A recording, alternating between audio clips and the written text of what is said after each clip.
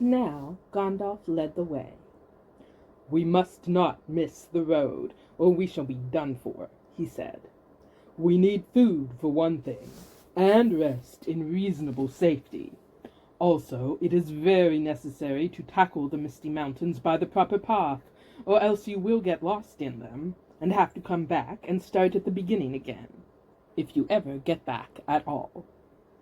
They asked him where he was making for, and he answered, "You are come to the very edge of the wild, as some of you may know.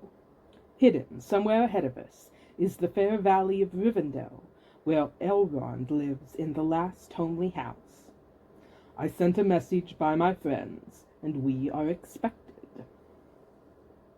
That sounded nice and comforting, but they had not got there yet, and it was not so easy as it sounds to find the last homely house west of the mountains. There seemed to be no trees, and no valleys, and no hills to break the ground in front of them, only one vast slope, going slowly up and up to meet the feet of the nearest mountain, a wide land, the color of heather and crumbling rock, with patches and slashes of grass green and moss green showing where water might be. Morning passed. Afternoon came. But in all the silent waste there was no sign of any dwelling. They were growing anxious, for they saw now that the house might be hidden almost anywhere between them and the mountains. They came on unexpected valleys, narrow, with steep sides that opened suddenly at their feet, and they looked down surprised to see trees below them and running water at the bottom. There were gullies that they could almost leap over, but very deep, with waterfalls in them. There were dark ravines that one could neither jump over nor climb into. There were bogs, some of them green, pleasant places to look at, with flowers growing bright and tall. But a pony that walked there with a pack on its back would never come out again. It was, indeed, a much wider land from the ford to the mountains than ever you would have guessed. Bilbo was astonished. The only path was marked with white stones, some of which were small, and others were half covered with moss or heather. Altogether it was a very slow business following the track, even guided by Gandalf, who seemed to know his way about pretty well.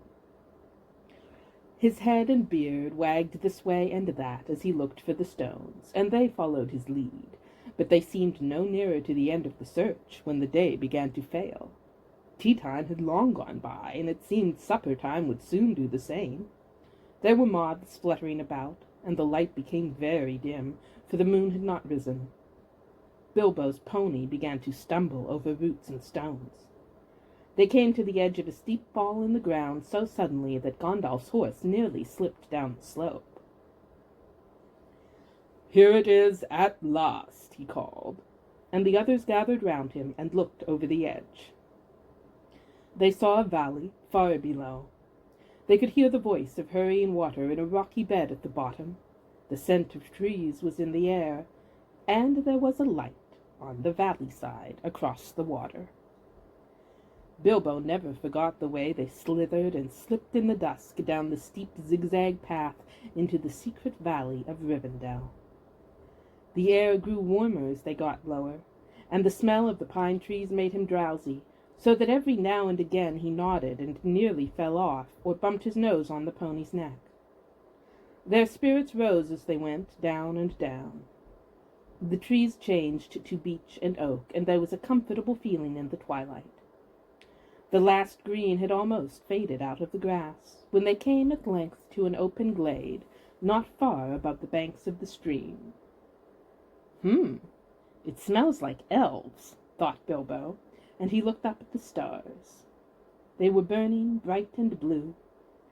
Just then there came a burst of song, like laughter in the trees. "Oh, what are you doing, and where are you going? Your ponies need shoeing, the river is flowing. Oh, tra-la-la-lolly, here down in the valley. Oh, what are you seeking, and where are you making?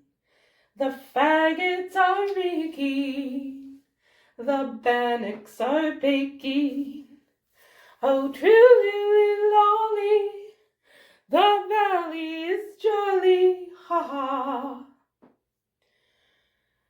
Oh, where are you going, with beards all a-wagging? No knowing, no knowing, what brings Mr. Baggins, and bowling and dwelling down into the valley in June, ha ha. Oh, will you be staying, or will you be flying? Your ponies are straying, the daylight is dying.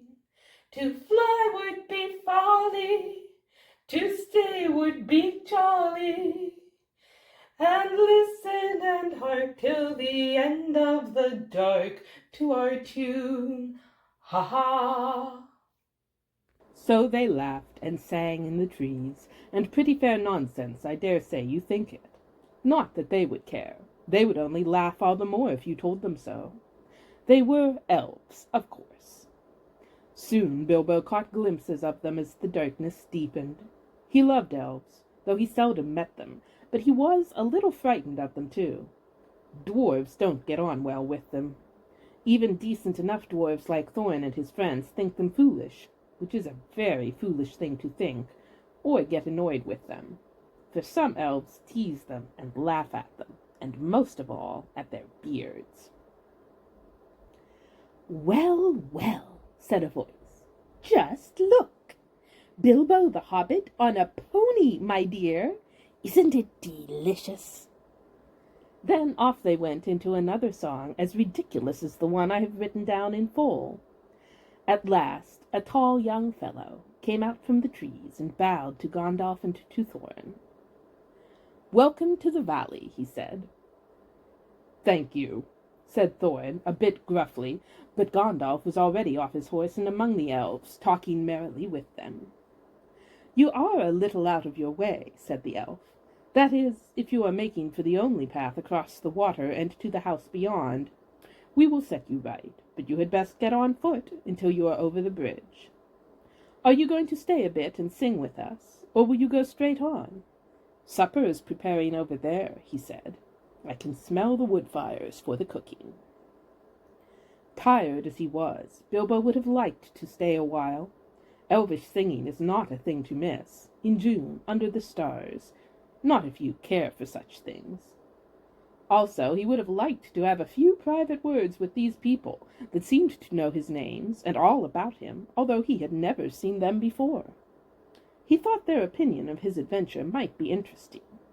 Elves know a lot, and are wondrous folk for news, and know what is going on among the peoples of the land as quick as water flows, or quicker.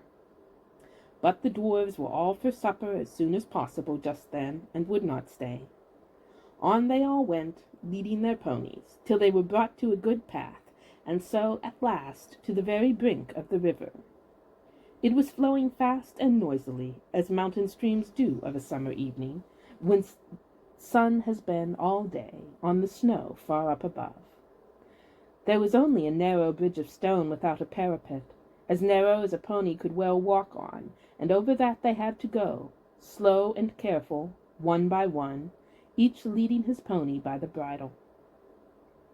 The elves had brought bright lanterns to the shore, and they sang a merry song as the party went across. "Don't dip your beard in the foam, father," they cried to Thorin, who was bent almost onto his hands and knees. "It is long enough without watering it." "Mind, Bilbo doesn't eat all the cakes," they called. "He is too fat to get through keyholes yet." "Hush, hush, good people, and good night," said Gandalf, who came last. "Valleys have ears, and some elves have over-merry tongues. Good night." And so, at last, they all came to the last homely house, and found its doors flung wide. Now, it is a strange thing, but of things that are good to have, and days that are good to spend, are soon told about, and not much to listen to, while things that are uncomfortable, palpitating, and even gruesome may make a good tale, and take a deal of telling anyway. They stayed long in that house, 14 days at least, and they found it hard to leave. Bilbo would gladly have stopped there for ever and ever, even supposing a wish would have taken him right back to his hobbit hole without trouble. Yet there is little to tell about their stay. The master of the house was an elf friend, one of those people whose fathers came into the strange stories before the beginning of history, the wars of the evil goblins and the elves and the first men in the north. In those days of our tale, there were still some people who had both elves and heroes of the north for ancestors, and Elrond, the master of the house, was their chief. He was as noble and as fair in face as an elf lord, as strong as a warrior, as wise as a wizard, as venerable as a king of dwarves, and as kind as summer. He comes into many tales, but his part in the story of Bilbo's great adventure is only a small one, though important, as you will see, if we ever get to the end of it. His house was perfect, whether you liked food, or sleep, or work, or storytelling, or singing, or just sitting and thinking best, or a pleasant mixture of them all. Evil things did not come into that valley. I wish I had time to tell you even a few of the tales, or one or two of the songs that they heard in that house. All of them, the ponies as well, grew refreshed and strong in a few days there. Their clothes were mended as well as their bruises, their tempers, and their hopes. Their bags were filled with food, and provisions light to carry, but strong to bring them over the mountain passes.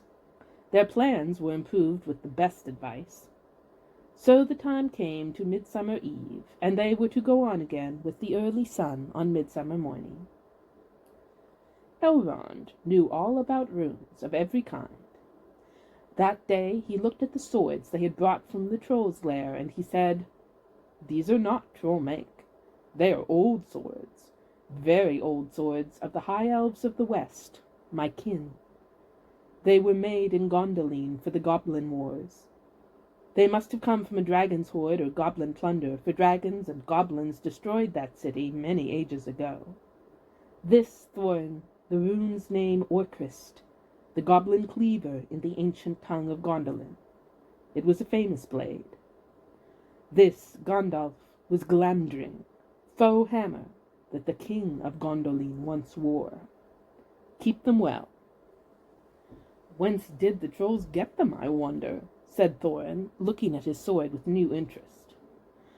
"I could not say," said Elrond, "but one may guess that your trolls had plundered other plunderers, or come on the remnants of old robberies in some hold in the mountains. I have heard that there are still forgotten treasures of old to be found in the deserted caverns of the mines of Moria since the dwarf and goblin war." Thorin pondered these words. "I will keep this sword in honor," he said. "May it soon cleave goblins once again." "A wish that is likely to be granted soon enough in the mountains," said Elrond. "But show me now your map." He took it and gazed long at it, and he shook his head. For if he did not altogether approve of dwarves and their love of gold, he hated dragons and their cruel wickedness, and he grieved to remember the ruin of the town of Dale and its merry bells, and the burned banks of the bright river running. The moon was shining in a broad silver crescent. He held up the map, and the white light shone through it. "What is this?" he said. "There are moon letters here, beside the plain runes which say 5 feet hide the door, and 3 may walk abreast." "What are moon letters?" asked the hobbit, full of excitement. He loved maps, as I have told you before, and he also liked runes and letters and cunning handwriting, though when he wrote himself it was a bit thin and spidery. "Moon letters are rune letters, but you cannot see them," said Elrond, "not when you look straight at them. They can only be seen when the moon shines behind them, and what is more, with the more cunning sort, it must be a moon of the same shape and season as the day when they were written. The dwarves invented them, and wrote them with silver pens, as your friends could tell you. These must have been written on a midsummer's eve in a crescent moon a long while ago. "What do they say?" asked Gandalf and Thorin together, a bit vexed, perhaps, that even Elrond should have found this out first, though really there had not been a chance before, and there would not have been another until goodness knows when. "Stand by the grey stone when the thrush knocks," read Elrond, "and the setting sun with the last light of Durin's day will shine upon the keyhole." "Durin, Durin," said Thorin. "He was the father of the fathers of the eldest race of dwarves, the Longbeards, and my first ancestor. I am his heir." "Then what is Durin's day?" asked Elrond. "The first day of the dwarves' new year," said Thorin, "is, as all should know, the first day of the last moon of autumn on the threshold of winter. We still call it Durin's day, when the last moon of autumn and the sun are in the sky together. But this will not help us much, I fear, for it passes our skill in these days to guess when such a time will come again." "That remains to be seen," said Gandalf. "Is there any more writing?" "None to be seen by this moon," said Elrond, and he gave the map back to Thorin. And then they went down to the water to see the elves dance and sing upon the midsummer's eve. The next morning was a midsummer's morning, as fair and fresh as could be dreamed, blue sky and never a cloud, and the sun dancing on the water. Now they rode away amid songs of farewell and good speed, with their hearts ready for more adventure, and with a knowledge of the road they must follow over the misty mountains to the land beyond.